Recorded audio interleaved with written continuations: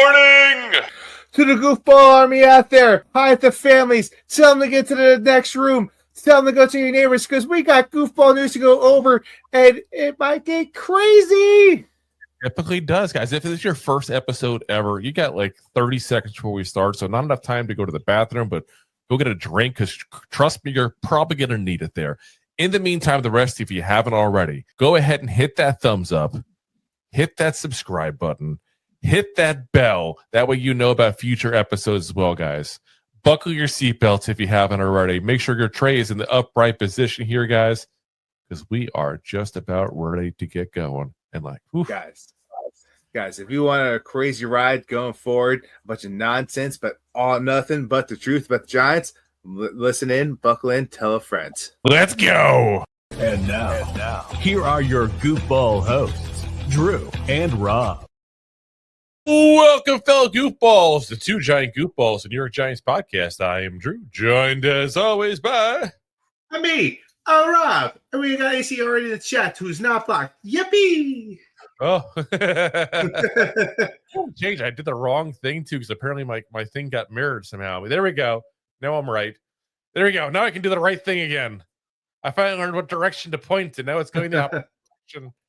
I'm like, wait a minute, what? How did that happen? And then I realized all the lettering behind me is reverse. See, this foolish computer. But yeah, guys, listen, we got another week to lament about how crappy the Giants are. We got a recap to do for you guys, but we got Daboll going wishy-washy on the quarterback situation. And the biggest thing, guys, is how do we fix this crap already? And we got a plan. Now, will the Giants do this plan? Of course they won't, because it would make sense.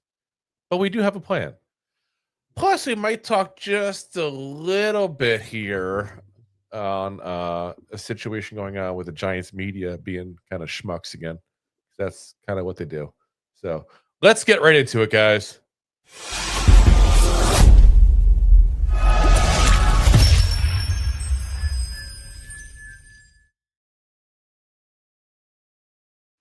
Alrighty, so we got to start off first with the topic that we basically had the last couple weeks. Let's be honest, it's been kind of that way here. Is it time for Jaxson Dart? And that's the big one. Dart time. And the topic's coming up huge right now because, quite frankly, Brian Daboll. Like, if you ever want to learn how to handle a controversy with the quarterback situation, just go ahead and watch what Daboll's doing. That's what you don't do. Absolute stupidity the way he's handling this thing, point blank. After week one, wouldn't announce point blank that Russell Wilson was a starter. Just say, yes, Russell Wilson starter. Of course, he's a veteran. He had one bad game, blah, blah, blah. Whatever you got to say. Move on. Why did you create the controversy? But you did. You did. Now, looks great week 2 against a really crappy Cowboys defense. Back to earth in week 3 against a very good defense with the Chiefs. And this is what he said today in the press conference. He said, we're working through all personnel decisions, and we'll do that over the next couple of days. And that's when asked if Russell Wilson would remain the starter at the quarterback position moving forward. He was asked to clarify about it. He said, we're doing what we normally do, which is watch the tape. That's where we're at right now. Which, by the way, if you listen to Brian Daboll's press conferences, every single one he talks about having to watch tape. Yeah, that dude just watches tape like in his basement with some garage beers. Or in a garage with some basement beers. I don't know. Yeah, I just he acts like that's something special. Like, ooh, I have to watch the tape. I'm a genius. I watch tape. Nobody else watches tape but me. I watch more tape than anyone else. Like, what the hell? Obviously, watching the tape ain't working. But he says, again, asked to clarify the situation. He says, well, look, we're going through the tape right now. We're evaluating everything. Sorry. Then he's asked directly if a quarterback changes the table because he's just dodging the question instead of just saying flat out what the hell's going on. And he said, I'd say we're evaluating everything. So again, that means it's on the table. Just answer the goddamn question. I hate when people do that kind of stuff. BRB asked 10 times. Just say, yes, we're looking at that as an option. We haven't come to a conclusion yet. We're obviously disappointed that we're 0-3. everybody would have shut up. It would not be a big thing whatsoever. But because he dodged the question 10 times, as we both cough in unison on mute there. We used to put it on mute there, everybody. You're welcome, guys. Yeah. It's just absolutely goddamn ridiculous. And there is no reason, flat out, no reason why Russell Wilson should start on the game for the New York Giants. And I said, what I said during the game, I was like, you know what? Maybe one more week. I don't want to start Dart against the Chargers. The more and more I thought about it overnight, I don't see a point. I just don't see a point flat out. Like, what benefit do you have? Right now, everything the rest of the season is developing young players. That's it. Developing young players. And none are more important than Jaxson Dart in this. Yeah. And that's why you don't start him week 1. I'm going to disagree with you. I thought about it too. I'm on the bet. I'm on the bandwagon of get Dart in sooner than later. I was on the bandwagon. You really don't start him until after the bye week. Give him some playing time. I don't think you put him against the Chargers. Yeah, it's a very well played team, very well coached team. And if what you don't want to do to this guy, this young guy that you want to be your future, is ruin his confidence in his first start. Wait till a second. At least wait till a second. No, but you go in there, you let Russell start, or you let Winston start. One of those two start, and you pull them, and then let Dart play some a little bit towards the end of the game, depending on how it's going.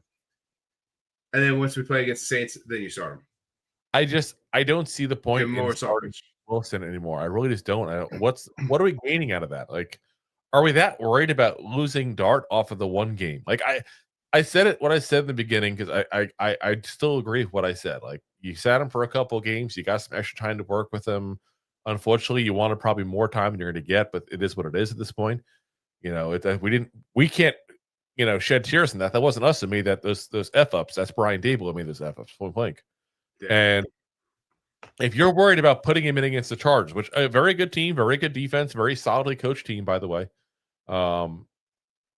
If you're worried about putting him in against the Chargers and you're thinking that's going to ruin his confidence off that one game, then he's not the guy.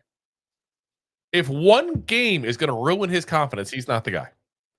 And that's kind of the conclusion I came to thinking about this last night afterwards, because I couldn't go to bed for a little bit after this game because it was just pissed me off that bad. And, I was thinking about it all day, obviously during work and everything today, except when I was working. Yeah. But it's like, if that one, honestly, and I mean what I say this, like, if that one game against the Chargers ruins this kid's confidence to the point where he's ruined, he can't be what we thought he could have been. I'm not saying that it's going to. I'm not going to say it's going to ruin him, but if you want him to have a better year, you set him up with success with his first game. You put him into something that's a little easier. That's like any fighter, any sports person, anything in sports. You don't put him against the harder challenge. All right, we just went 0-3. The whole team morale is down. Yep. So let's put it in our starting guy that's supposed to be our future. Because not only is it going to ruin Dart's confidence, it's the players around him if he doesn't perform well. So but you think Malik Neighbors? No, let me finish. You think Malik Neighbors is going to have confidence if he keeps on getting sacked and doesn't get the ball after 2 weeks in a row? No, it's going to ruin Neighbors' confidence in his team as well. You think Wandell's going to have confidence in it as well? Like, you think pick any player, it's a big consequence going down. At least if you start with Russell or you put Winston in, you are at the same old with the team, not just the player, the team. Oh. You put him against the Chargers, now it's a different morale where you starting with the Saints, it's a different morale that you have for the whole team. Again, if one game changes your entire outlook on a player, you have issues. I'm just being honest. Like, do you really think that Wan'Dale Robinson, Malik Neighbors, Dexter Lawrence, some of the guys that have been here for a while, have any confidence in this team right now at all? Well, it. They don't. They don't. That's the problem. That's the problem. And you're just thinking like you're sitting there thinking that it's okay, and it's just psychologically like if they're see the same old with their new rookie guy that's supposed to be better, and then you put them against a tough team, yeah, they're going to say the right things. Oh, yeah, they play a tough team, but like same time, like you want that for the players too. And they need it just as much as Dart needs it. Do you not see that the bar would be lower for Neighbors than it would be for Russell Wilson? Like Russell Wilson can go in and have an okay game, and you're like, okay, it was all right. But if all of a sudden Dart comes in and has an all right game, it's like, okay, this kid's showing me something. Let's see what we can develop in this. Let's see what we can build on this. Like there's a difference in the outcome. And like I said, I don't think that Dart goes in there and becomes the second coming of Jaden Daniels here, like, and starts leading us to an NFC championship game or anything crazy. Like, like we have been pretty consistent on the fact that we love the way Dart looks in the preseason. We were not high on him coming out of this draft, guys. I'm not changing that. I love the way he looked out of this preseason. I really do. But realistically, we weren't big fans of him coming out of college. And here's the problem you run into. You have to do things right by Dart at this point. And what I mean by that is what I've been saying the last couple weeks here. Daboll is going to be gone at the end of the season. And if he's not, then I'm going to throw a fit like you wouldn't believe, like a full-on hissy fit. It's the only threat I can give at this point.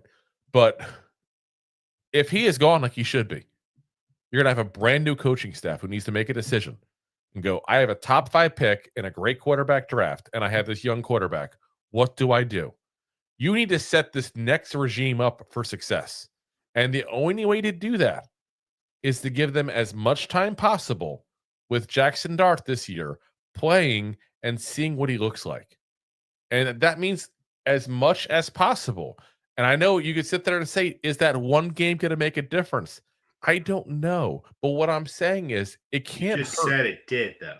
No, I'm saying for Jaxson You Dart. just said it did. No. What I'm saying is for Jaxson Dart, will the one game make a difference where you're like, okay, well, he started these, 13 games or whatever.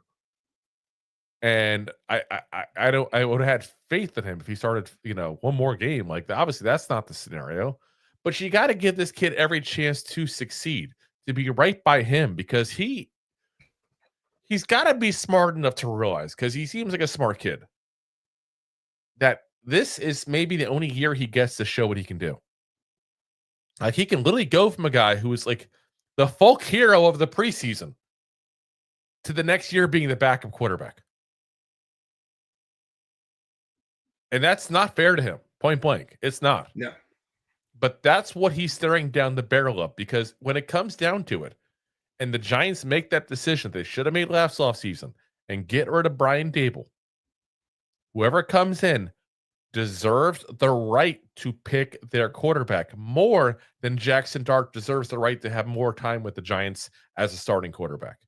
So you need to give this kid every single bit of opportunity to show what he can do. It's what's fair to him. And that's where I'm at more than anything else. This is not about what's right for the team overall, though you can make the case that it's also right for the team, obviously, to do that. At this point, for me, it's about what's right for Jaxson Dart, because I feel bad for the kid. I really feel bad for this kid. He's been put into a really bad situation. And a couple of weeks ago, he was flying high, thinking he was talk of the town.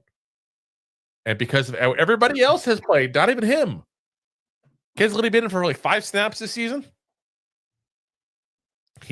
That's how quickly things change in the NFL, guys. And he's going to learn that lesson real quick. But it's time. It's time for Dart. It's time to make this change. And quite frankly, if Brian Daboll wants to keep his job, the only shot in hell he has to keeping his job at this point, and I won't agree with it if it happens, but it's the only shot he has, is for Dart to come in, Dart to go crazy, and Dart to go ahead and start turning this whole season around. Do I think that's going to happen? Probably not. I'd love for it to happen. Don't get me wrong, but probably not. But that's his best shot, because talk about not like hypothetically you put Russell Wilson back in. Okay, put him in one more game, like you're saying. And the Giants. I'm saying hypothetically, let's say Russell Wilson's back in, and the Giants look like crap, like they looked like last night. You think people are calling for Daboll now? But that's so exactly what I'm trying to say here. You don't start him against the Chargers. If you want to put him in at halftime, that's the difference. But to go in there and have 4 quarters of just getting beat up is something else. I think starting him against the Saints is a better start. This is all I was trying to say before. Because what happens is Dart gets more confidence because it's a boost from the morale of the team of him coming in there. Doesn't make a difference. We're probably still going to lose against the Chargers. I mean, no team in NFL history since the Super Bowl merger has gone 0-3 and win a Super Bowl. Same thing with 0-4. So right now, developing that player to be confident in himself and have the team confident in him is more important than anything else. Like I said, and I would just goes, and I think we just have different ideas of how to do it. Yeah, like I said, I would agree with you in a normal scenario. I'm at the point now where it's time to take the reins off at this point. There, let this kid roam free and see what he can do. Is that a selfish thought because you want to see better football out of the Giants, or No, is that because you think it's the best thing for Dart? To be very frank, I'm not so sure we're going to see better football, guys. And I know a lot of y'all are thinking Jaxson Dart great in preseason. That we're going to get a great quarterback here. The whole goddamn team looked great. Half of what Jaxson Dart did was against backups. He was facing vanilla defenses. All these things are 100% true. That's not to say he won't be that guy. But you can't change your entire opinion on a player off of 30 snaps on preseason at that point against half of them against backups. He looked really good. He was reading defenses, hitting guys in stride. He was doing all the things that you expected, for a good quarterback, a future franchise quarterback to do. He could not have had a better preseason. Like I said, I'm not trying to take back what we said about him in the preseason. But if you think this kid's going to come in here and be an all-pro quarterback off the bat, that's insanity. If you think he's going to be above average quarterback even off the bat, that's insanity. Yeah. I'm just saying for his future in development, there's an old saying, some days you're a nail, some days you're a hammer. You put him against the Chargers and starting against the Chargers, he's going to be a nail. He's just going to get hit all day long. And then sometimes that fractures the player going down. So when he goes to play against the Saints, once he goes to play against the Saints, there's other he's got a different mindset of I'm just going to win this game. So you keep on saying again, you want to see what you have in him. But what did we say all last year? What did we do to Daniel Jones? We DJ Daniel Jones. We Zudu. You put players in the wrong positions and they turn into crap players because of coaching and because you want the team to play better and have a better player in there. You think they can turn it around, and what you're going to do is just to hinder the development. Look at DJ is 0-3, who has a top rated QB in the league right now, top 5, pretty much. And he has not played like that for the Giants in 5-6 years, but he's doing it in 3 games, almost half his yards of last year. So to sit there and tell me that you want to put him against the Chargers because it's developing him better, it's the same old what the Giants have been doing to the past players, and they're just not performing right because of it. What happened? Maybe we should change a little bit and take more baby steps to develop players in the long run. What happened the first time? And also, I want to be very clear. I don't think I'm not assuming we're going to beat the Saints. I just think we're going to go against a top 5 defense compared to a bottom 5 defense. Who do you want your rookie quarterback to start against? A bottom 5 defense. First off, if we lose to the Saints, expect a bonfire of Giants gear outside my house. But second off, I'm still staying by what I said. If you're so worried about ruining this guy off of that one game, he's not the guy then. If you really think that, he's not the guy. And all you're doing by playing him the extra game is giving him extra time to go ahead and get reps before the season starts next year that'll actually hopefully matter for him. That is not what I'm saying. That's not what I'm saying. No, but you said he's going to get nailed. He's going to get hit like crazy. You're going to kill the confidence. All the players going to lose confidence in him because of this one game. There's a difference of starting off 4 quarters of really bad football, and this is supposed to be your new guy, or compared to 4 quarters of way better football than what you could have had to start a snowball effect. Because momentum is momentum. It goes up and it goes down. So if you start off looking really bad against the Saints, that momentum's going down.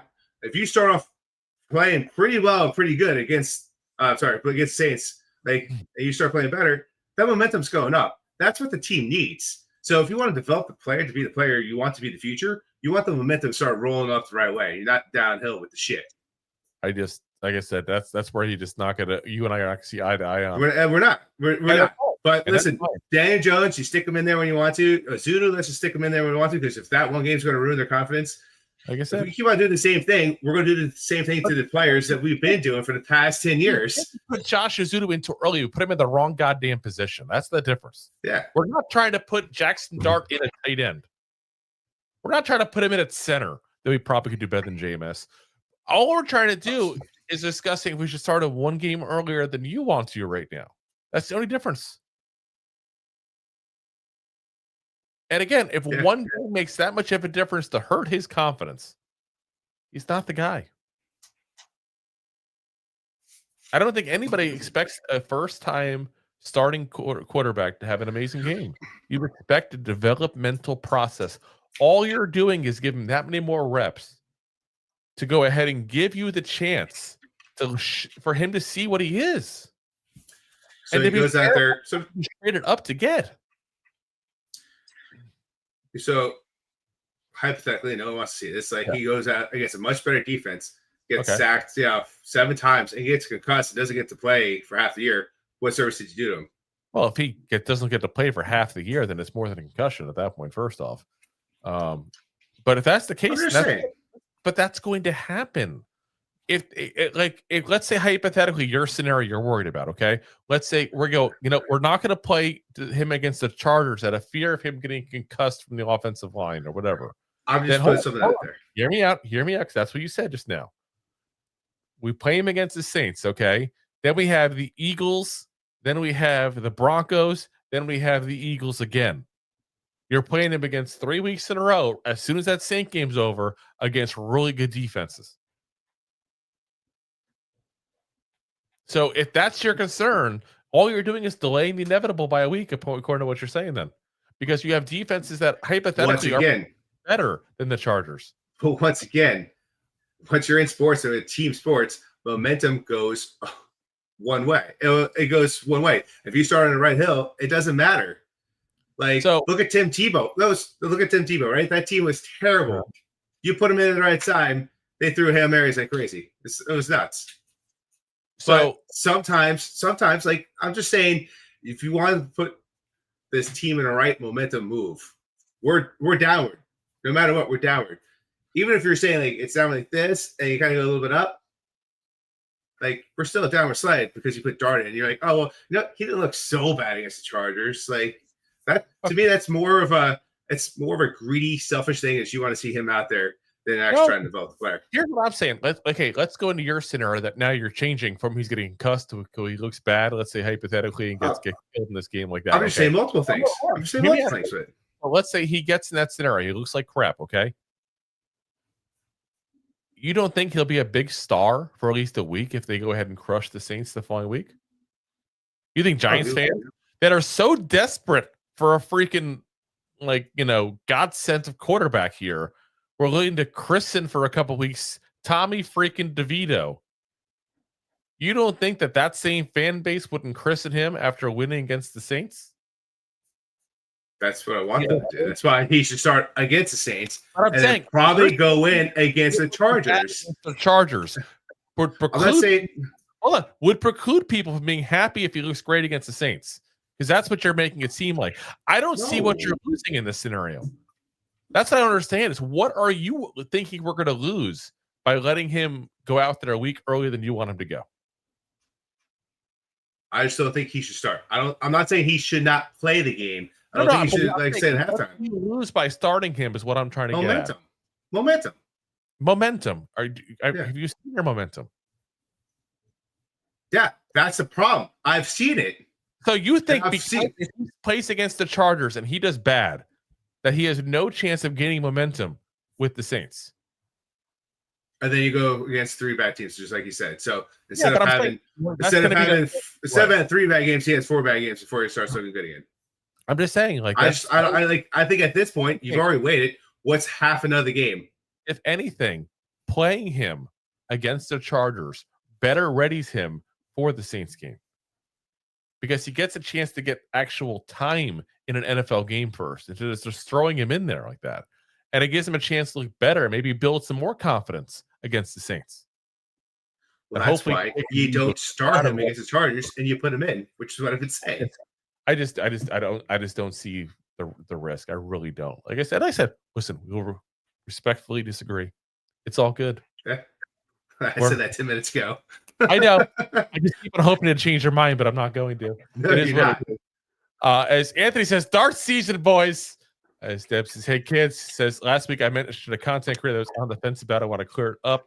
He's blunt but real, and I had to adjust that. I'm learning to appreciate blunt. Listen, nothing wrong being blunt. Absolutely nothing. As long as you don't do it while you're just obnoxious jerk. Like there are people that are overly blunt, but I prefer people being blunt me point blank. I know where I stand. I know what's legit. I don't need to fluff it. Deb says, time to clean house, period. Damn straight. Clinton Jones says, Giants will win this weekend. And we have a nice little drug test for you at the end of the show here, Clinton. And then Deb says, we have to find out what Dart has to offer before the next regime, hopefully, and the next draft. 100% agreed. I do think Rob and I agree on that for the record. We're just differing on the first half of next week, which is just clipping over things that quite frankly don't matter. Why don't we start him in the second quarter, Rob? You and I will meet in the middle. We'll start him in the second quarter. Meet in the middle will be halftime. You just said start. Don't start him, but put him in the halftime. You said that before. Well, I did say that before. I said put him in the halftime is better. We'll put him in the second quarter. It'll be a compromise. Deb says, do you think Neighbors has confidence in this team? Nope. No, that's not running anymore. Derek Romano says this Giants team is going anywhere this season. Might as well start Dart to see what he can do with this group. Deb says this is a business. They are professionals. They adjust and they play their best or so long. You would think that. That's not the Giants' way. The Giants' way is they play their best or stick around anyway. Yeah, let's pay some more money. Yeah. Anthony says, I just want to win. This is pathetic right now. Damn straight. Deb says Shane should go. Clean house. Yep. Deb says Dart said in the preseason he wanted to compete for the starting job. He wants this. And we're all QBs. We are headed for an early draft pick. Got to know what to do with it. That's my big thing. She says, you're assuming the Saints are going to lose that game. I no longer think that's a given. I still think it's a given. Maybe I'm just being crazy, and it's the last ounce of hope I have in this team to beat the one team I think is beatable. As Daboll says, Jaxson Dart is not going to fix this crap. 100% agree there, too. Yeah. We're going to go over later how to fix this crap, but that's not going to fix it. Edward says, they shouldn't have wasted money on Wilson. Can he still play? Yes, but I agree. Let the kids start. They're not going to win more than 3 games. And how about Daniel Jones? Did absolutely nothing for us and is a star now. So twofold in that. First off, they shouldn't have wasted the money on Russell Wilson. We wouldn't look at it as a waste if the Giants weren't playing crap overall. And I'm going to be very frank with you. I'm not even blaming Russell Wilson on that. And that's part of my fear with the Dart thing is it's the coaching. But we're going to get into how to fix that kind of stuff shortly here. The second half of that is Daniel Jones did absolutely nothing for us and is a star now. That's pretty much what happens in this league. People do nothing with the Giants. They go elsewhere and they become good players.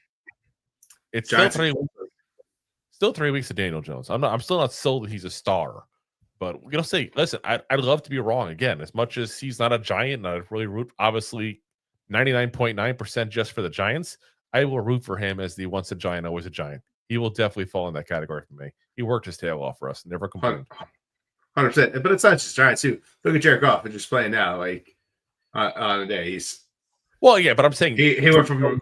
Typically, I can feel for him as a Giants fan, if that makes sense. Even though he's not a Giant anymore. Oh, yeah, definitely. I'm just saying out there. Sometimes you switch teams, like the Rams. Like obviously, we're good with Goff, but he was mediocre over there. But he's been a strong part of the Lions' offense the past few years. And I'm sure there's Rams fans who probably still look fondly about him. You know. Yeah. Deb says need to assess him. That's all. Damn straight. Anthony says we played a more complex and fun offense in preseason than we've had in regular seasons so far. And I think it's because Russ can't use the middle of the field. I don't disagree there. My other thing is, like, I think some of the red zone difficulties we have go away potentially with having Jaxson Dart because of the fact that he has that mobility and he has that ability. We've seen Russell Wilson take off in the red zone. It does not look pretty. Let's be honest. It does not look pretty. Jaxson Dart would fix that. And adding that mobility factor, I think, opens up a little bit more of the game here. Now, Is he going to be as good as a quarterback? Is he going to throw the plays, going to throw the ball and stuff like that? I don't know. I don't know. All I know is I need to know. It's all I know. I need to know. And not because, like, me personally. I mean, I, like, as the Giants group as a whole, the Giants ownership, the fans, everybody, we need to know what Jaxson Dart is already.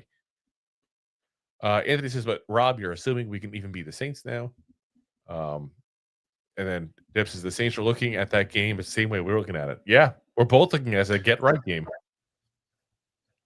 But I still have no confidence in the Saints doing anything this year. Well, I do. We'll talk about that when we play against them. But the Saints typically have played us very well for the past 10, 15 years. So They'll typically have a quarterback. Well, typically we do too. Anthony says Dart needs to go in against the Chargers, see him play against the good team, and not have false hopes. Flat out to see what we have. I don't think you're going to analyze him after one game. Like, I'm going to tell you right now, do not, whenever he starts, whether I'm right, Rob's right, or further down the line, or whatever the hell may be, do not analyze this kid over one game. Do not analyze him off of one drive. Do not analyze him off of one pass. That's what we're going to do, quite frankly. I know it. We're all going to do it.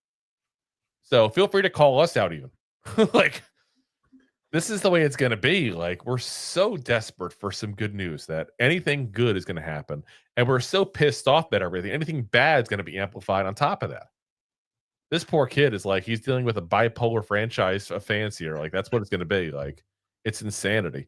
Dev says a couple weeks ago, I would have agreed with you, Rob. Not now. I guarantee you Dart wants to go in now. Anthony says Dart he does. Week 1 rep. Deb. I mean, of course he did. Listen, all these guys are competitors. We're the best at their, like, in their leagues. They're the best at their schools. They're the best at, like, in their counties, even their states. Like, of course they want to go in and play. They're competitors. Like, even if they think they're going to be a QB2 somewhere, they're going to want to come in and still start to show what they got. Yeah, I mean, that's not a question. But, like, but as a guy that's coached different, like, leagues for multiple years, like, sometimes you have to be, as a coach, tell the kid, like, you need to take a step back and work on this before you do that. Rob was ahead of Andre Patterson. Oh, yes. He was the quarterback. I got kicked out because I wore a sports bra. That thong right up too high. Yeah. Says, I know AC. I'm just saying he's not afraid going in and starting. Time to see what he's got. Anthony says you lose the locker room if you trot Russ out next week. It shows you do not care about the team.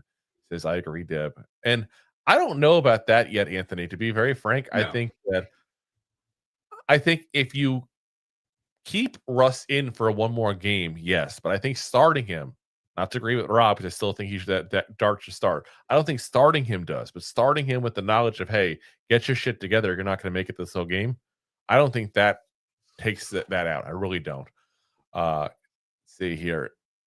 Deb says, Rob, you're making the same mistake made in the preseason and being afraid to play people so they don't get beat up. How did that work? Soft start for a lot of guys.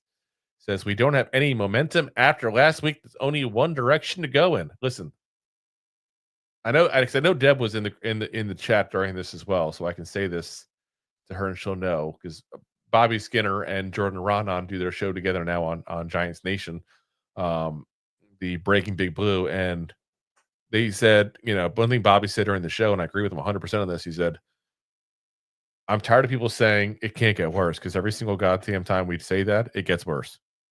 Yes. So let's not say there's only one direction. It could be worse. It still can be worse. He's not wrong on that. Like, we didn't get, like, don't get me wrong, we didn't look good yesterday. But it's not like we got beaten like 48-10 or 30-0, like some of the games that happened last week. Yeah, we made mistakes, but we were in that game until the fourth quarter. It would have been worse. So, NFL 0911. I never know how to pronounce your name, dude. He said, "What up, boys? What's up?" Real Reflections with Iron Lion. We can talk coaching changes, QB changes, all we want. We need new ownership. That's the only thing that hasn't changed, and we're still getting the same results. It's not even the ownership. It's the people ownership are protecting that has stayed here year after year, regime after regime, that quite frankly suck. Point blank. Yeah. As NFL 0911 says, Daboll's got to play Dart. If he does, Kafka will no longer play. Daboll will own his own fate. First off, I don't even think Daboll is not calling the plays. I think point blank, Kafka is calling Daboll's plays, and Daboll has final say on them overall. Like, let's be honest, he's next to him. They're on headsets together on top of that. He's on the ground with them. He's not up in the box like he usually is. I honestly think, because look at some of the crazy, wacky plays we do. This is Daboll's offense, and Kafka's being forced to call plays in Daboll's offense. And I really do believe that. I have no proof. There's no, hidden secret thing that I have knowledge of that nobody else does. It's just partially just what I think of Daboll as a person. And I think he's so much of a control freak, he can't let go. And I think that's part of his demise as a head coach, quite frankly. So, Mr. Unlimited. Oh, God. Mr. Unlimited. Scatabo made watching this game fun. That's why it's time to play Dart. This team just isn't fun to watch anymore. It was fun last week. I got to say. We lost. Don't get me wrong. I wanted to win. But yeah, it sucked. It just did. Jay says it's gonna get ugly when we lose to the Saints. Oh my God, burning down the MetLife Stadium if that happens. NFL 0911. We're starting to lose neighbors' attention. Play Dart. Neighbors will be fed and be happy. I'm not even worried about neighbors. I hear people talking about it all the time. He's in his second year. He's not going anywhere anytime soon. He says, Deb, what happened to you? Wanted to protect your little porcelain doll, Jaxson Dart. F and play. He is a football player. Let's see what he got. It's a man's game, not this wimpy sit him for whatever reason. Derek Romano says they would have Dart play handcuffed and tell him not to take any real risk throwing down field in his first game anyway. Jesus Drew always sucking at the Bobby Skinner. No, I disagree with the guy. Wow. His NFL says sound out NFL LOL. I know, but it's just it's the way you put it out there. NFL, like it just came out a little funky. It's okay. Andre says, good evening, Drew. Rob, chat. What's up, man? What's up, Andre? Yes. Jay says, I was thinking it was any fool, like some African. What? We're determined to get us canceled, I swear. Jay says, Drew, if you want to join me as a new Colts fan. It's almost the same jersey. It is.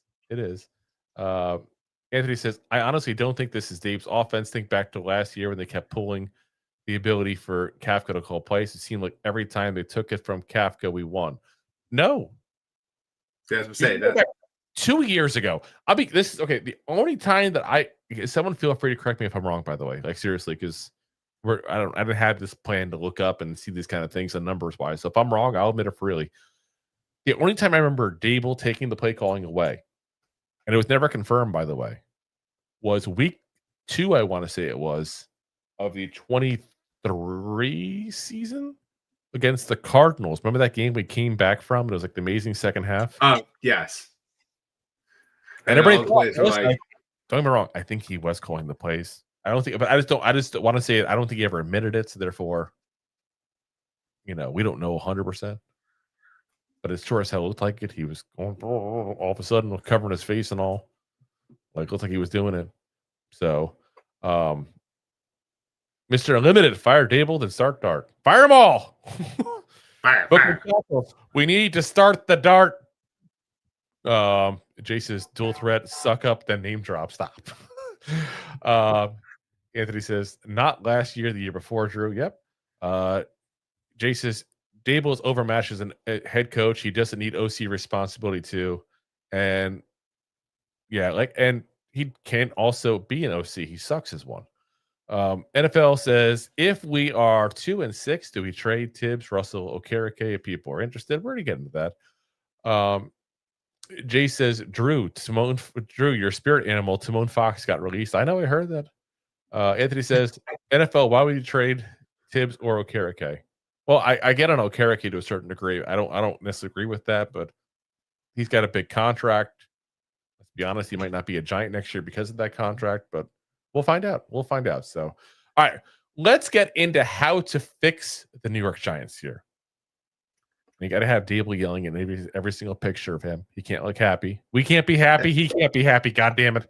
None of us can be happy. Exactly. So we have a very simple process here to fix the New York Football Giants. Now, I got to give you guys warning. Rob and I did not talk about this plan beforehand. So Rob may disagree with me and is fully able to, obviously. Step one. I'm listen, I'm cool with that. This is why we get along, because like I always said, blunt. I don't want BS. Number one, fire Joe Schoen. Point blank. Not just fire him. I want you to do the Vince McMahon. You're fired. Well, here's the thing. I actually went a little bit on the fence on this for two reasons. One, I really don't think John Mara wants to fire everybody. I really don't. But no. I also look at the fact, though, that, okay, yeah, he's made some really good draft picks potentially, but he leaves big gaping holes in the roster every year.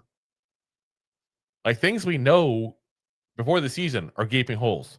Last year it was defensive line. Last year it was corner and it's a hole, like the whole entire group. This year it was the front defensive line. Again, not the edge rushers, the big fatties up front. It was the offensive line. Not getting anybody but a couple backups. Like we've all known this. And if we can tell it, then why can't other people? Or here's a good one for you. Get a kicker. 3 years in a row, we're down a kicker in a game because we keep keeping the same geriatric kicker. It's time for a kicker. Yeah. There should have been one in the offseason here to go battle it out with Gano. But no, we just bring out Jude McAtomney, who can't even hold on to the Rutgers job. Let's have your punter kick field goals. Yeah, like absolutely ridiculous. Oh, yeah, and we could have saved a ton of money by cutting Graham Gano. A ton of money. I think it was like, what, $5 million, was it? 5 or 6. Yeah, like it's like ridiculous here. The fact that we're like, let's just keep this guy. And then what happens? He gets hurt again. That's just insanity. Let's see. So his cap number this year is 5.6. We would have saved about $2.5 million by cutting him.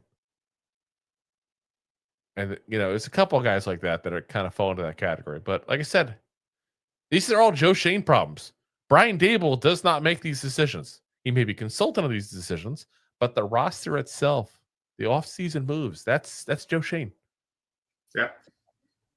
So as much as he's gotten better at drafting, I honestly think he was so bad at drafting in the beginning that you kind of cancel it out to a certain degree.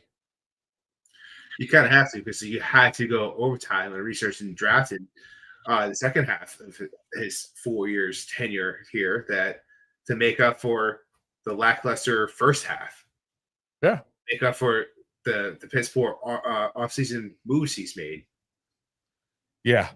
Like I said, there's a lot of insanity here. Now, the second one, this is a little more of it's a process. Ooh, I know we all want Brian Daboll gone. I shouldn't say we all do. I'm sure some of y'all might want to keep him. I don't know if you're on psychedelics or something when you say that, but I'm sure somebody wants to keep him out there. Listen, here's part of the problem with getting rid of Brian Daboll. Who's taking his spot? Like, I mean that, like, I feel like people are out there right now. Like, let's just fire Daboll. Like, who's taking his spot? Who wants to take his spot? That's an issue. So, see, look, Rob is so mad he left even. That's how mad Rob is over this. So, the next step is not to fire Daboll. The next step is flat out to talk to Mike Kafka and find out where his head's at. Because I listen, I get it. Kafka has not been a good OC. Do not get me wrong. This is not any indictment on that. Somebody's got to take the job of being a interim head coach if we fire Brian Daboll. I can't think of anybody on the roster that I would take over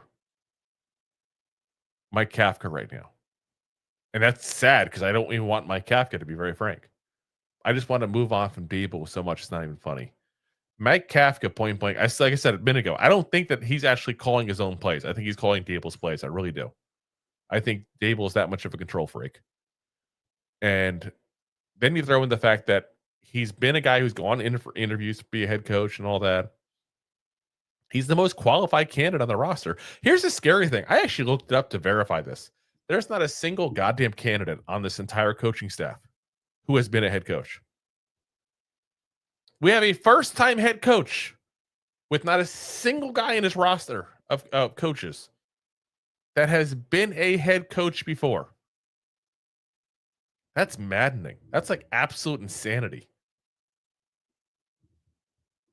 And I think it's time to recognize that you need to end it now so you can start your search.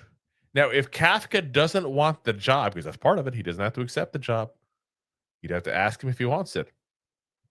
I'm kind of at a loss, guys, to be very frank with you. Because I don't know who else I would give the job to. So I'm kind of hoping in this case that Kafka wants the job. Kafka takes the job. And we're going to go under that optimism for a second. But if he doesn't, oh my God, does that sort of big-ass freaking wrench in this whole project? Needs someone who could be a head coach. Step 3. As Rob is back there. I didn't even hear him beep in, but he is back. There he is. Step 3. So now we fired Joe Schoen. We've talked to Mike Kafka about him taking over as interim head coach. We're assuming in this scenario he's accepted, and we're now firing Daboll. Number 3. Start Jaxson Dart for the rest of the season. No matter what. Besides injury, obviously. Like you, unbreak that. Out there. Like, walk it off. Playing in soft cats. But we need to find out what we got in him. I don't want to beat the dead horse. We just had a whole segment talking about that. But I was about to say. Yeah, we all know our opinions. Yeah. So, number 4, and this is funny. I saw you guys talking about this in the chat here. Trade any players you can for picks that are ones that also that 1 won't hurt Jaxson Dart's development by getting rid of them, and 2 aren't part of the long-term plans. If that's the case, I don't care what you get for these guys. Get whatever you can and move on. Does somebody want Russell Wilson? I doubt it. To be very frank on that, I doubt it. But if somebody wants Russell Wilson, take him. 7th round pick, 6th round pick, I don't care. Take him. You know, Evan Neal. Somebody want the burger flipper? We can't even put him on the active roster. Take him. I'll take it for a conditional 7th round pick 3 years in the future. Like, I don't care. Listen, he'll work just fine with the Raiders. Yeah. Yeah, like Nacho, Raheem Nunez Roches. Gotta go. You're not part of the long-term plan. Hyatt, run your ass out of town. Hyatt, buy it. Like, yeah. Jalen Hyatt, gone. You know, now I'm going to give you guys a couple other ones that I'm going to specify before I get into this and saying this. I'm not saying all of them go. I'm just saying there are people that could go. And I think they're replaceable, even though we want to protect Jaxson Dart. Greg Van Roten, John Runyan, John Michael Schmitz.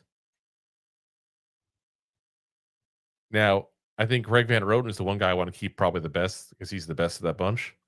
But none of those guys are doing amazing this year, guys. You're really not, and maybe I'm crazy. Maybe I'm just this negative. So feel free to tell me if I am, Rob. You're telling me we couldn't go ahead and put Marcus Bowe at either one of the guard spots right now and probably have him play better than Van Roten or Runyan? Probably. I would say, I'm not even trying to be like, I'm right. Like, seriously, if anybody thinks I'm wrong with that, please feel free to clarify on this.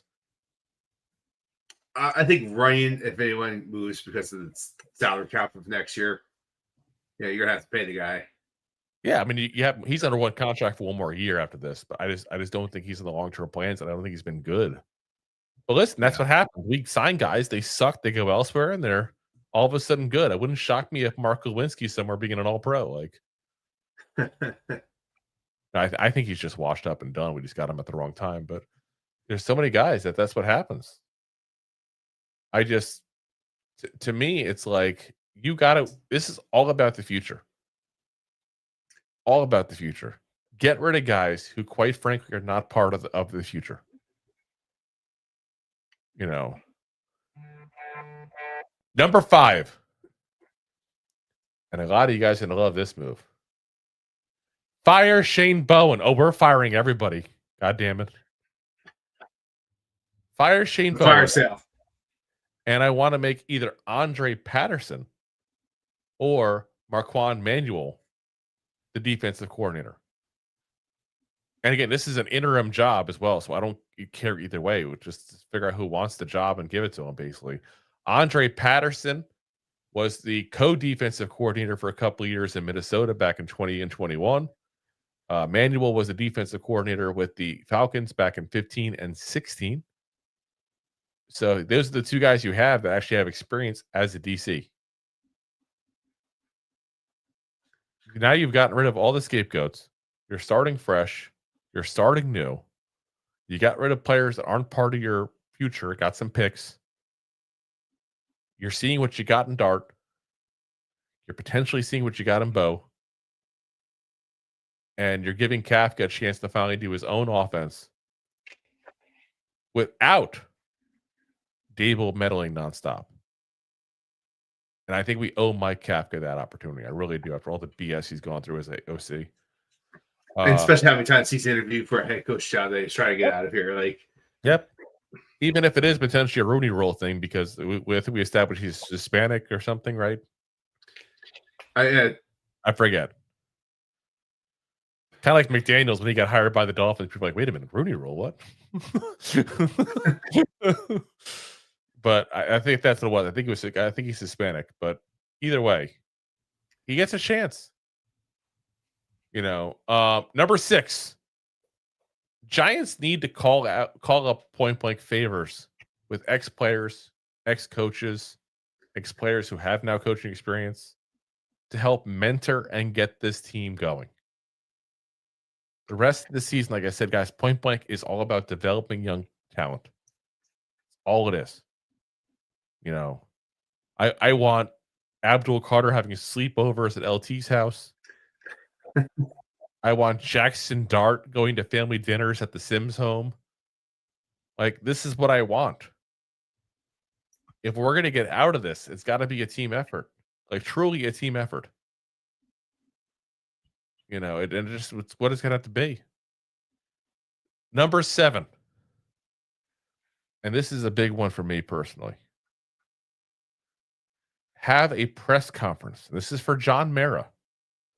Stand up at the podium and apologize to the fans of the team. And don't just say it. Do something to actually show that you're sorry for the hell that you've made us put up with this damn team. What that is, I don't know. Some kind of fan experience outside the stadium during games on a regular basis, maybe. You know, maybe it's do some improvements that actually improve the vanilla dome that is the MetLife Stadium. You know, maybe doing some kind of outreach, maybe some kind of large check to a charity.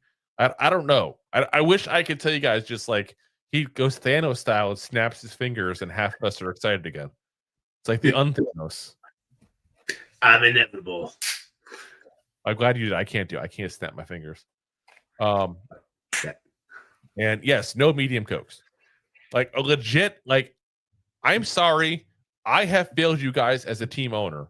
Like, I really want to, and don't get me wrong, like, I'm not sitting there saying he has to go on his knees and like beg for our forgiveness. I just need to know that he's truly upset by this and he recognizes the crap he gave us. Yeah. Like that, I need to see some remorse in him. Not just him in the owner's box going, just like throwing a little bit of a hissy fit, and then later on, I'm going to keep these guys for continuity. F your continuity. If we got the continuity, it sucks. Yeah. Let's get some better continuity.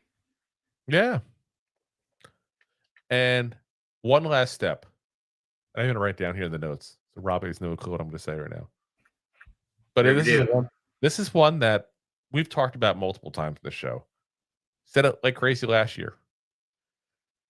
The Giants need to bring in someone to be a true football czar to have complete control of all football operations. Absolutely full control. Fire who they need to, change what they need to. If it involves the football team, and I'm not talking the business side. Let's not fire the people designing hats and T-shirts. Let's not do that kind of stuff.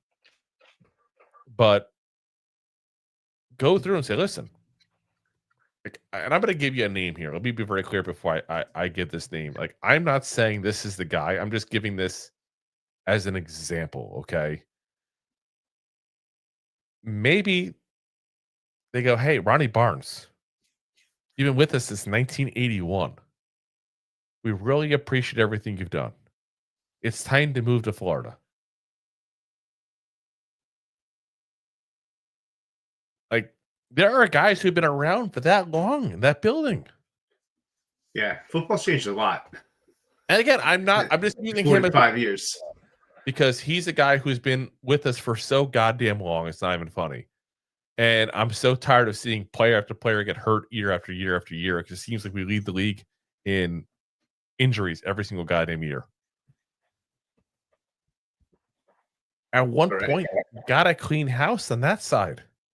You got to go, oh, here's the guy who point blank only has this job because he's John Mara's cousin, nephew, barber, twice removed, whatever.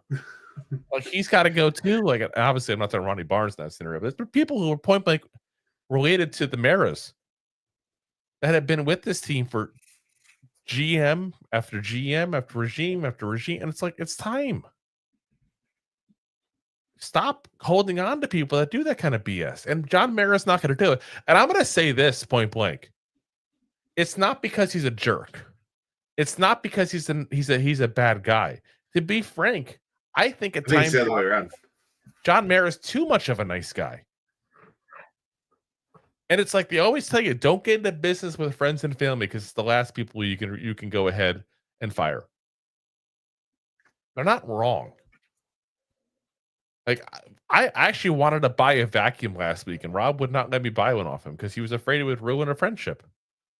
I would. I was like, listen, he wanted to buy a shitty vacuum. I was like, I'm not going to allow you to buy this vacuum. And your wife's going to be pissed off if you spend the money in this kind of vacuum. So, well, at least I know what she's pissed off at me for. But that's that's what it is, though. You don't mix family and business. You don't mix friends and business. You don't do it. It's never going to work right. I just it's very rare it works out in a good fashion. And very rare. Point blank, I wish the problem is we're so far removed from the Giants being good that there's nobody I'd like go, let's bring this person in. You know what I mean? Like, we've talked about before, Tom Coughlin, probably too old. Like, probably doesn't want to do this anymore. Ernie Accorsi, probably too old. Doesn't want to. He's 83. That's what I'm saying. Like, same age as Bill Parcells. So I would trust Bill Parcells 10 years ago in a heartbeat to come here and straighten out this whole entire goddamn place. Let him stay in the locker room now, on the field. I just think he evaluates talent very well. He does. And I think that we're at a place now where there's no easy fix.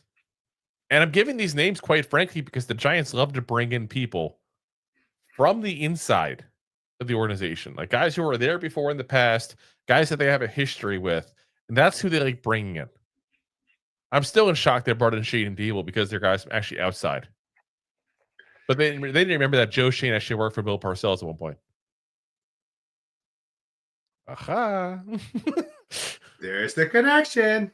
Listen, but it's like I feel like the Giants are the Kevin Bacon of the NFL. You can find different ways to make a connection no matter what you do, But I mean, that's what it is. But like I said, honestly, this is the way to fix the Giants. And don't get me wrong, there's a lot more steps after that, obviously. But we can only go so far in the future. So nice and simple. You want to fix the Giants? You go ahead and fire Joe Schoen.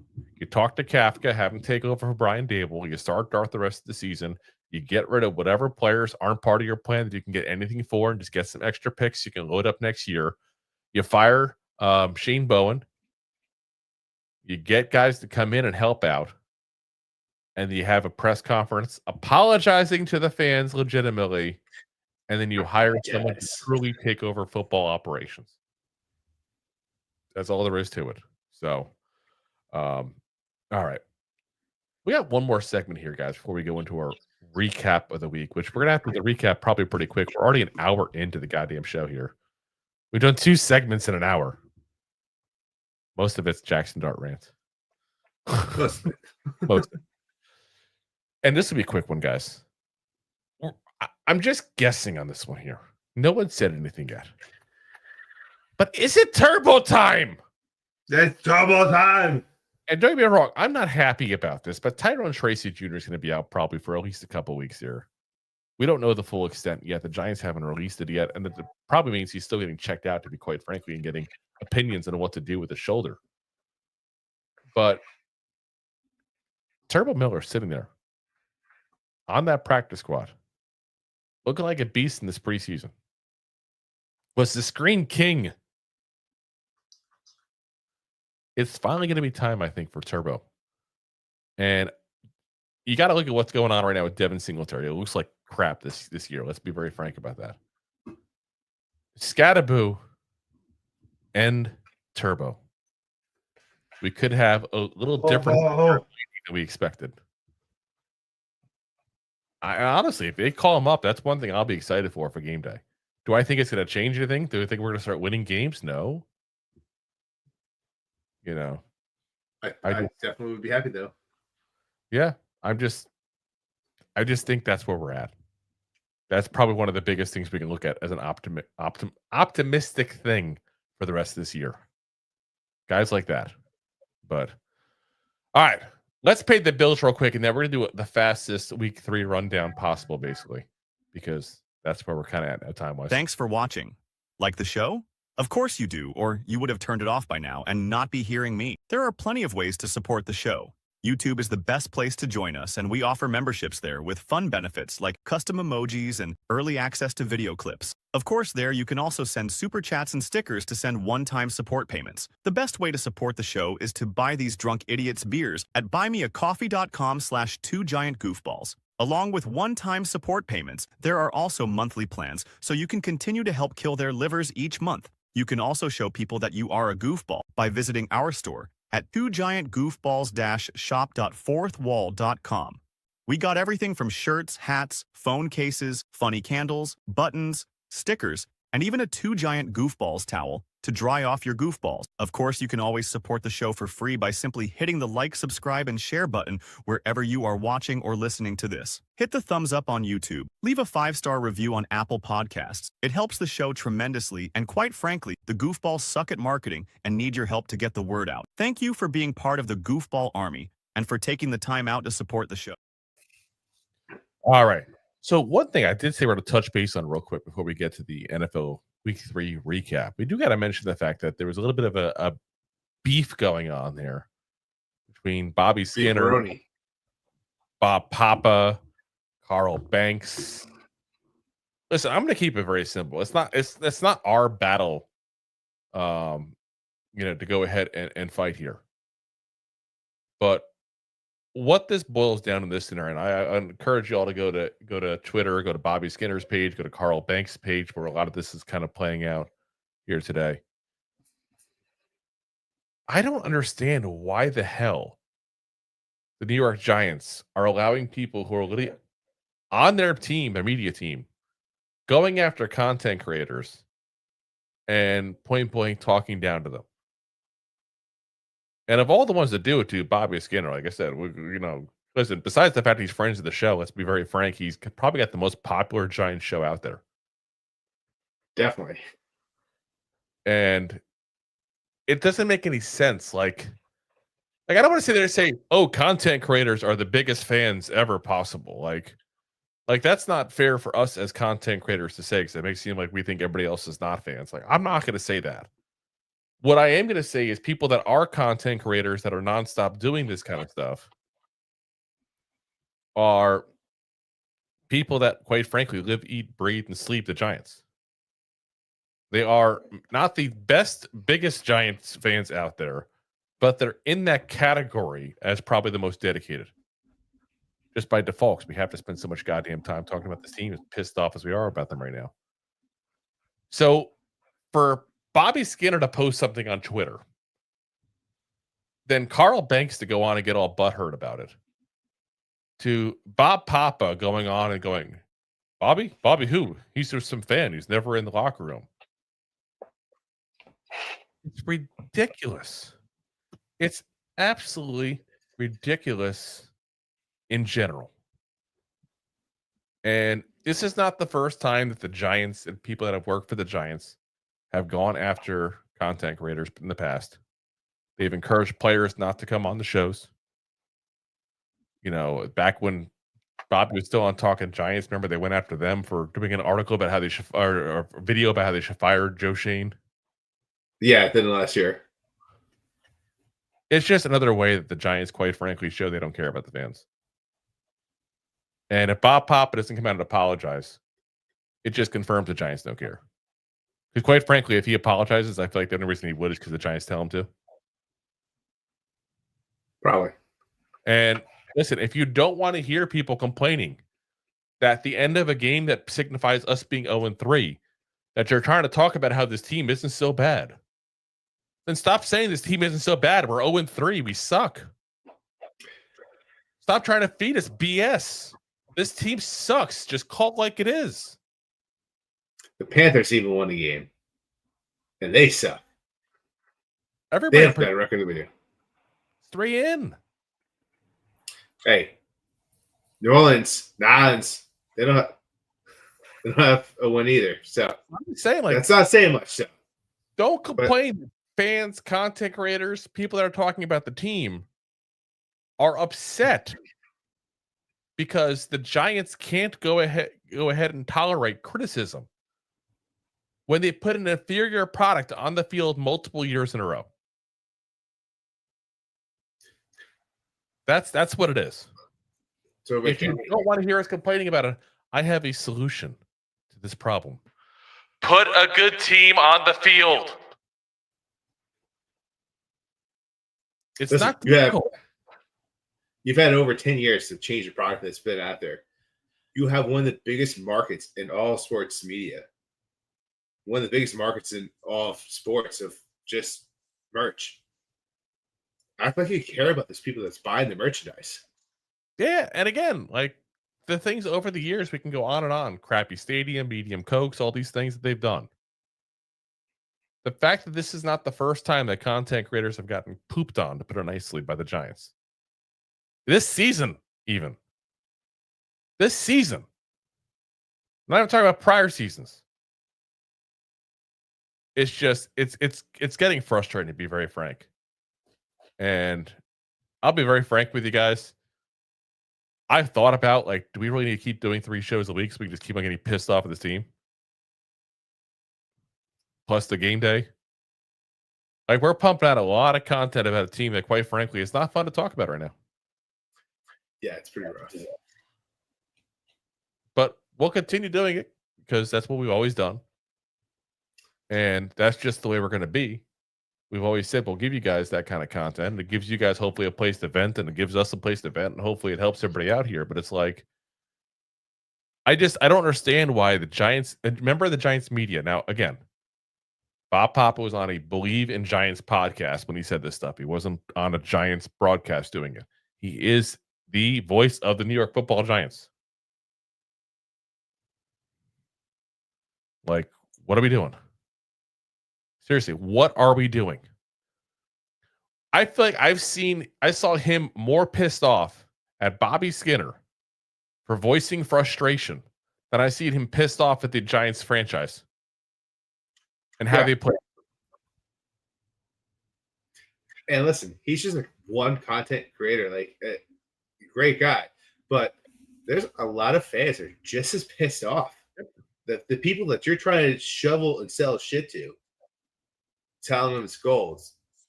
That's how a lot of the fan base feels. For you to sit there and like belittle them for trying to Yeah, for speaking the truth. And I'm gonna tell you something else, guys.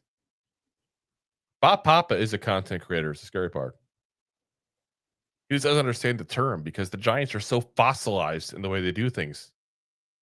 This is part of why they need a football czar to come in here and do stuff, modernize his team, because they've been crapping on Giants content creators from the very beginning because they don't understand it. They really don't.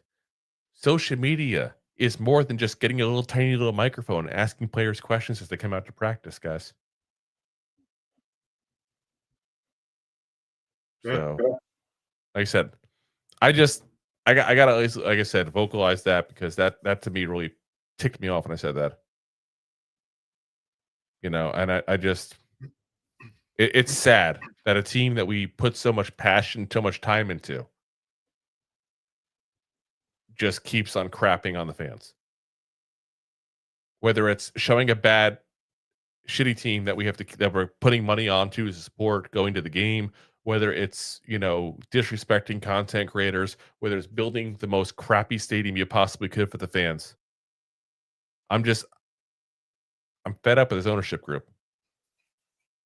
And I'm telling you, I feel like I'm like, and I don't want to speak for you on this, Rob. You can feel free to, you know, speak your piece in this part here, but I feel like I'm about to be the content creator that they like the least. Because I'm just so fed up with ownership that I'm just going to keep calling it out. It's BS. We've been putting at a crappy team year after year. And it's ownership's fault because in the end, they're the last one standing.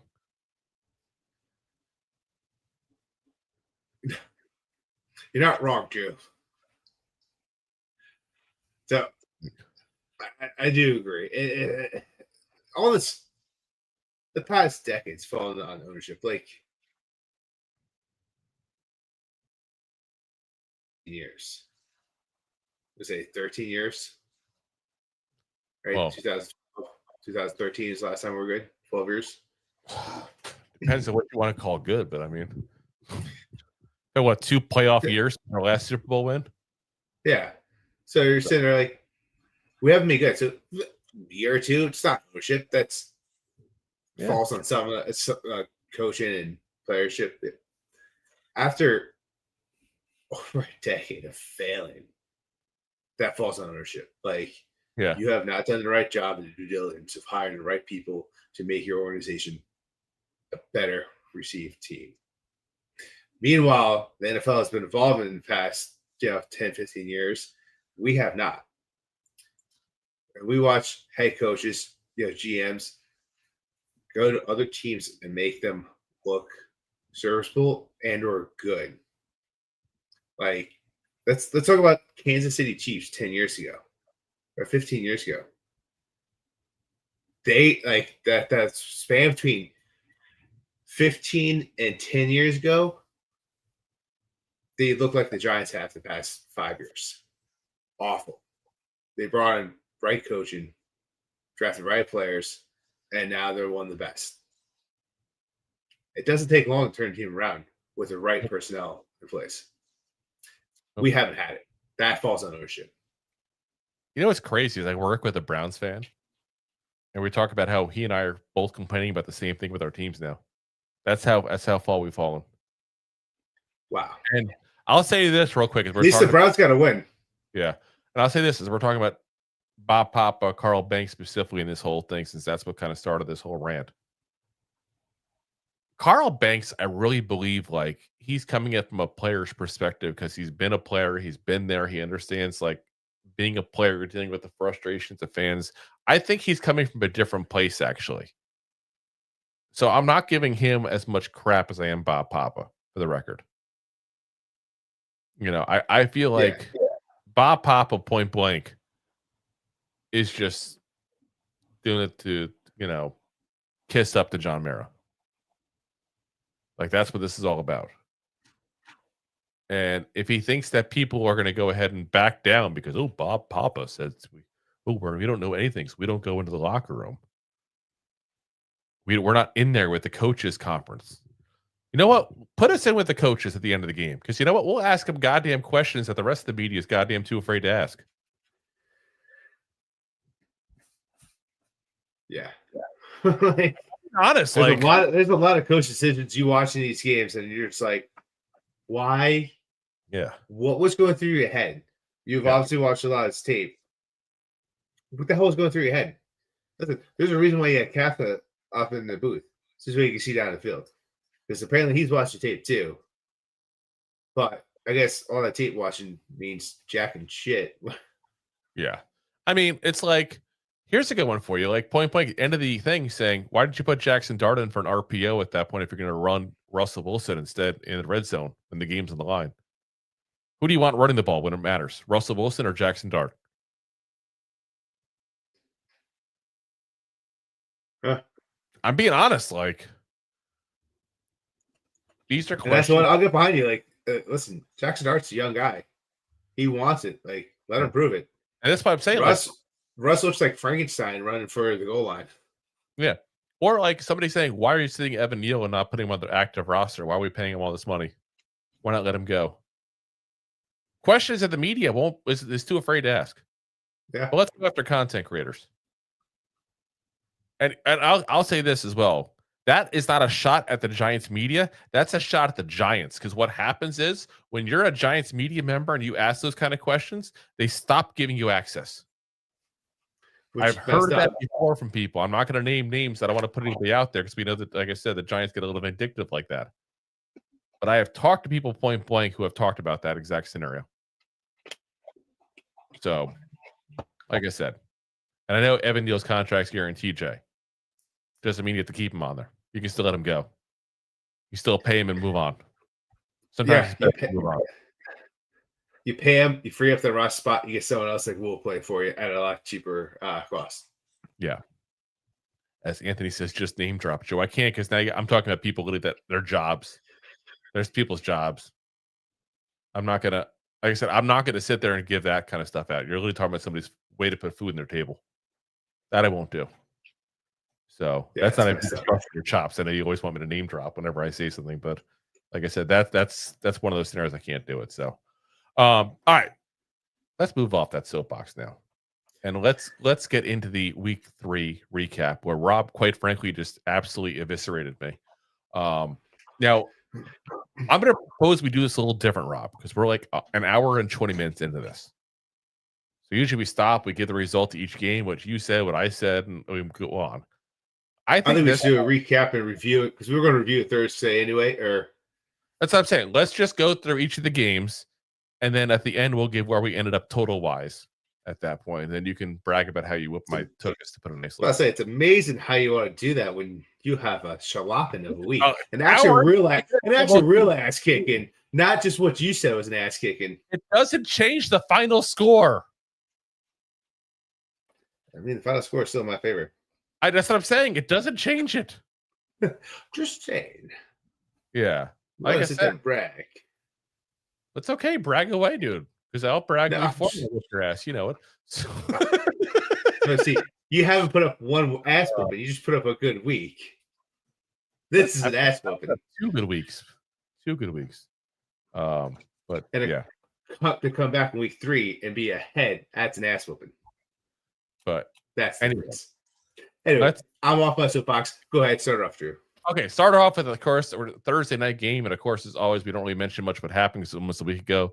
Dolphins lose 21. The Bills 31 at that point. So yeah, next up. Yeah, next up, you get the Rams going into the Eagles and an awesome game. Let's call it what it is. Rams look like they're going to win it, but they wound up losing to the Eagles 33-26. Rams collapsed in the second half of that game. You could say the Eagles had some help with the refs, but let's talk about that blocked field goal for a return for a touchdown because that's the talk of nonstop. Yeah, it's one of 9 special teams touchdowns, or not offensive touchdowns, I should say.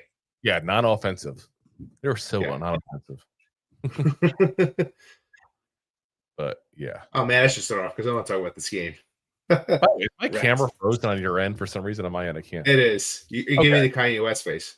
I promise I'm not frozen or anything here. Let it go. So, Go ahead and do the next one, and I'll try to see if I can fix that in the meantime. All right, cool. You got the Packers going to Cleveland playing the Browns. Packs were up in this game. They were up 10-0, 10-3, and just over 3 minutes left of the game. Jordan Love was picked off by the leap, which led to a touchdown, which then caused the Packers to get the ball back, set up for a 43-yard field goal to have it blocked with just 24 seconds left. Sitting with a Green Bay fan, this has been absolutely funny to watch demise because the Giants have been terrible. So it gave me amusement to watch the Browns get a 55-yard field goal as time expires and to win it 13-10. And Drew, you're looking a lot better there. Oh, not your belly. My belly shot. They read the dad bod here. I restarted everything. Okay, there we go. Whew. All right.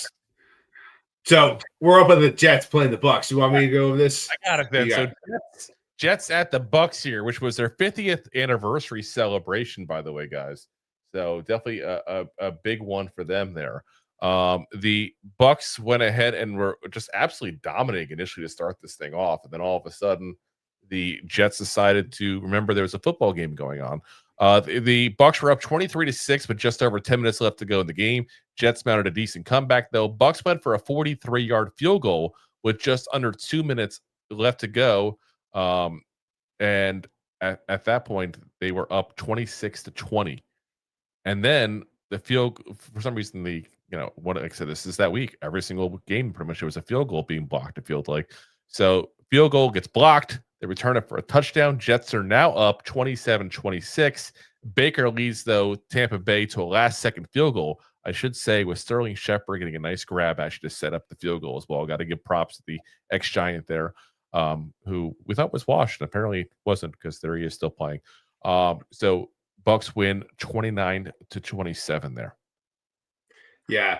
Up next, you had the Steelers going into New England, where the Steelers D decided to actually play some ball. Yeah, 5 turnovers on the day, which they had an interception in the end zone. They had a fumble recovery in the end zone. They were just all over the place, beating up on Drake May. Steelers win 21-14. And point blank, the Pats should have won that game.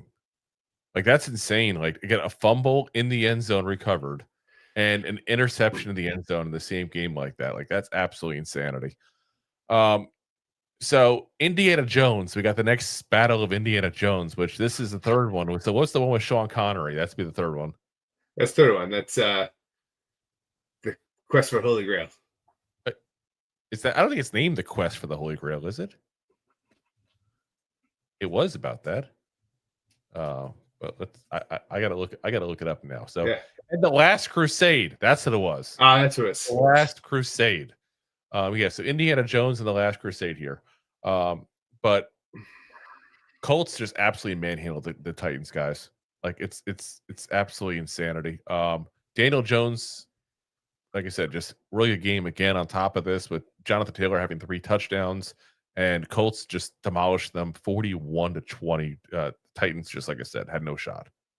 Yeah, JD and TJ or JT both looked great in this game. But up next, you had the good old battle of the Broncos playing the Chargers. Chargers, kind of, what can you say about this here? Chargers have played some good football. It was a fun game to watch, close game, but the Chargers squeak out a win, starting off season 3-0, leading their division. They win 23-20 with Najee Harris leaving this game injured. So does that change how they play against us next week? Well, we shall see. They got Hampton still, the kid they got from the University of North Carolina in the draft here early on. Good as well.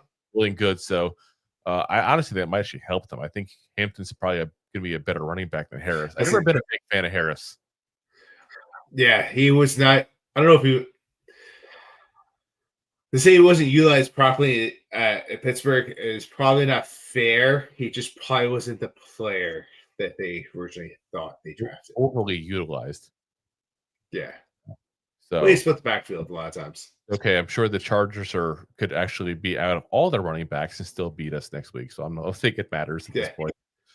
Next up, we got the Saints, the one team we're hoping to beat against the Seahawks. The Seahawks absolutely destroyed them 44-14, like as absolute domination. There's no even talk about the game. It wasn't even close.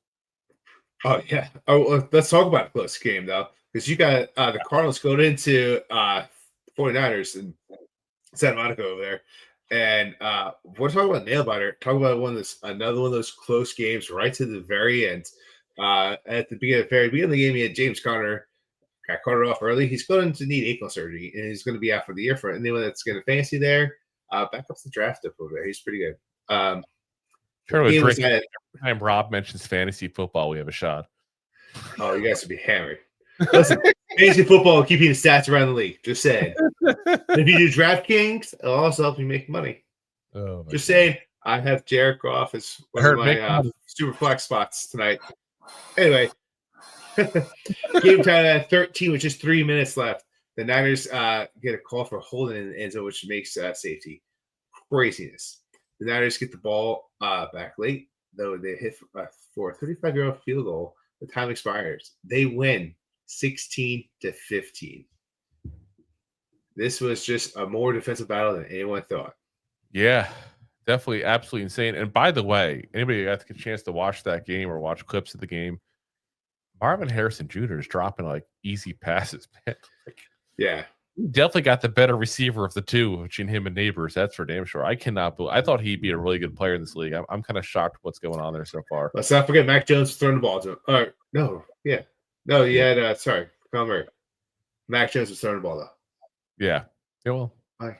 Yeah, absolute insanity.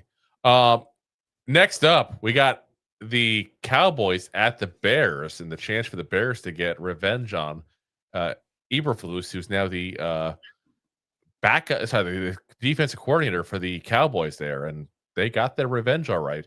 Trayvon Diggs, Kenny Clark, CeeDee Lamb all leave with injuries in this game here, so who knows what's going to happen the rest of the season now for the Cowboys the way things are going. They're probably the one fan base as frustrated as we are. Caleb Williams ends up throwing for 4 touchdowns. So as we said prior to the game last night there, I don't think you can trust anything you saw with the Giants doing a really good offensive job, because Caleb Williams threw 4 touchdowns against them and didn't even break a nail doing it. So, yeah, Bears 31, Cowboys 14. Absolute insanity. Talk about another insane game. Yeah, the Vikings hosting the Bengals. Oh, God. Yeah. Yeah, it's Aaron Rodgers with which PFF gave him a 99.9% rating at one point in this game. Yeah. He had an interception, a fumble, returned for a touchdown. He caused another fumble after that as well. He was just... Yeah, all of the first half. An interception, pick 6, a fumble, returned for a touchdown, and caused another fumble, all in the first half.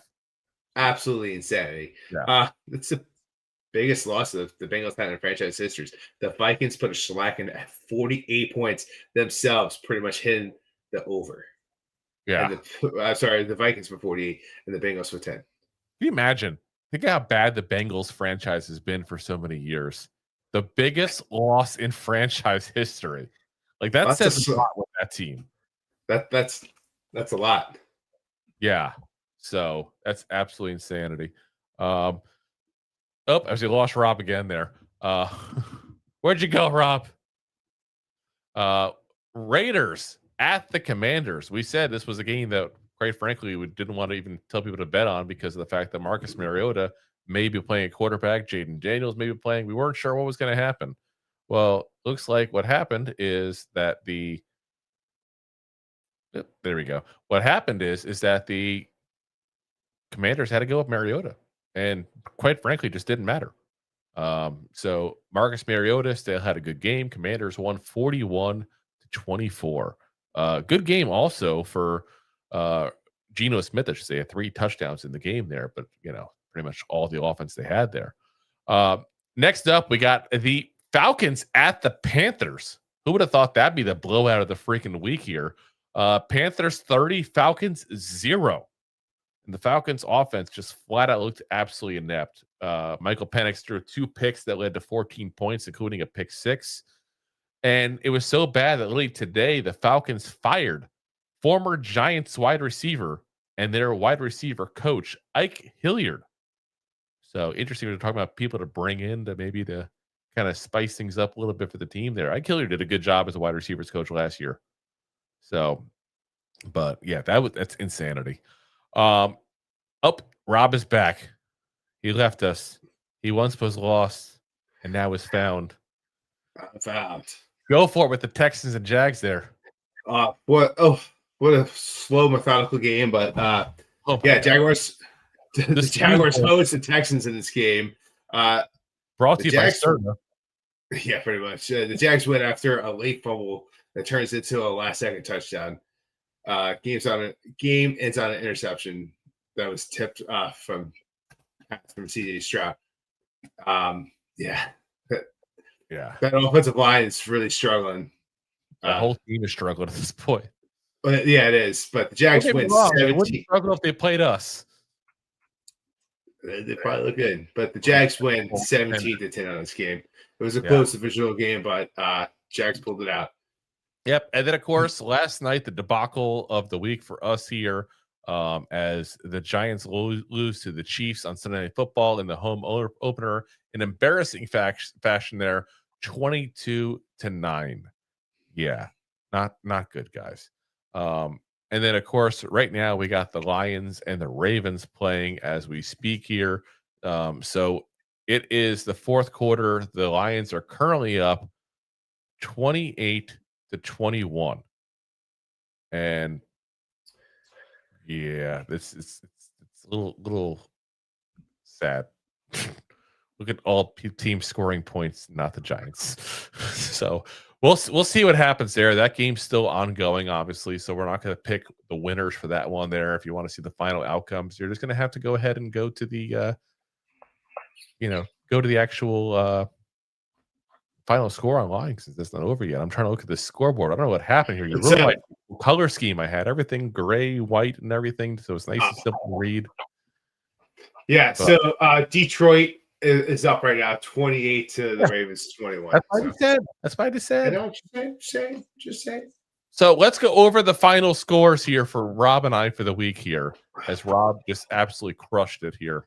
And I got spanked. Actually, I'd be honest, neither one of us had a good week. This was just an absolute insane week overall. So many upsets and chaos here. So we're 15 games in, so we're not going to count the last one there, since we don't know what's going on there yet. I got 7 straight up wins right. You got 10.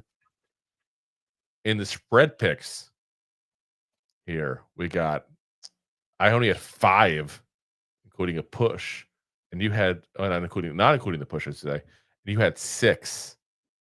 The over unders, that's where you freaking crush it this week. 11 of them so far to go.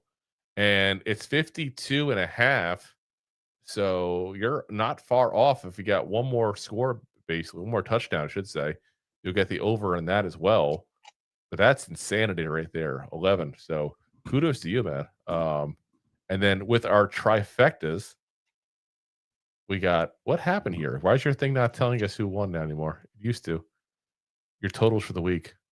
What'd you do to my board? I had a lovely board. What did you do, man? I didn't do anything. I remember this. I remember the final score. You're now up by 1 point right now. Before the final, we had 81 to 80. Oh, there we go. I don't know what just happened, but it went back. For the week, though, you had 31 points to my 19. I got spanked this week, point blank, and not in the good way. Drew, that's what you call an ass kicking, not 7 points. Listen, this is a massacre. This is not. The other part's an ass kicking. I mean, 7 points is still, when you're talking a total of 25 to 32 like last week. That's a pretty sizable victory. 31 to 19 is just embarrassing. So I'm going to stick my head in the sand for until next week, basically. Hopefully things get better for me. Absolute insanity. The crazy thing is, listen, the wins the wins. I'm just looking at the numbers. I'm a numbers person. What you're only really beating me on right now that's making the big difference is your over-unders. Because I'm beating you in straight up picks still for the week. I'm sorry, for the year. And I'm beating you with spread picks for the year. but you're crushing me on the over-unders. That and it's Category. I just also turn it off. So like the trifecta also is what hammers it home. Yeah, but we're tied on that. We both have 8. Okay. That's what I'm saying. We're tied on that's an extra point. If you get a trifecta, if I get 2 points in one game right and you get 3 things right, you get 4 points. Yeah. So that's what I'm saying. So that's what I'm saying. I got you barely beat. And I got you beat by 2 games in the straight up picks, 3 games in the spread picks, but you got me beat by 6 in the over unders. That's where the difference maker is for you there. So, all righty, guys, that's gonna call it a night for us here. But yeah, guys, again, appreciate you all for listening in, for watching, for being a part of this here and suffering with us here through this horrible, horrendous, crappy Giants season here. Like I said, guys, we'll be back on Wednesday, of course, as we go ahead and do our preview of the shellacking the Chiefs the shellacking the Chargers will undoubtedly give us here next week here in our second home game of the season.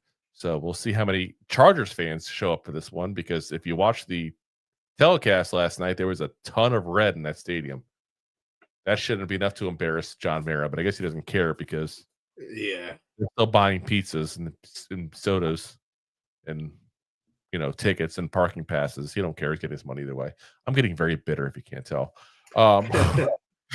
Again, guys, as always, we are live every Monday, Wednesday, and Thursday, 9 p.m. Eastern Standard Time. Of course, we do live game day coverage as well, including play-by-play and, of course, the post-game coverage there as well. With that, then, of course, we're always live on YouTube, the preferred platform, along with Facebook, X/Twitter, Twitch, and, of course, Rob's favorite, my LinkedIn profile. And, of course, as always, we're available the next day on all the audio podcast platforms, Apple, Spotify, iHeartRadio, Pandora, all the big ones there. So you guys haven't already, do me a favor, hit that like, hit that subscribe, hit that share button there. Tell a friend about the show there, because misery loves company. Appreciate you guys for watching as always. And as always, Giant fans, go G-Man. G-Man.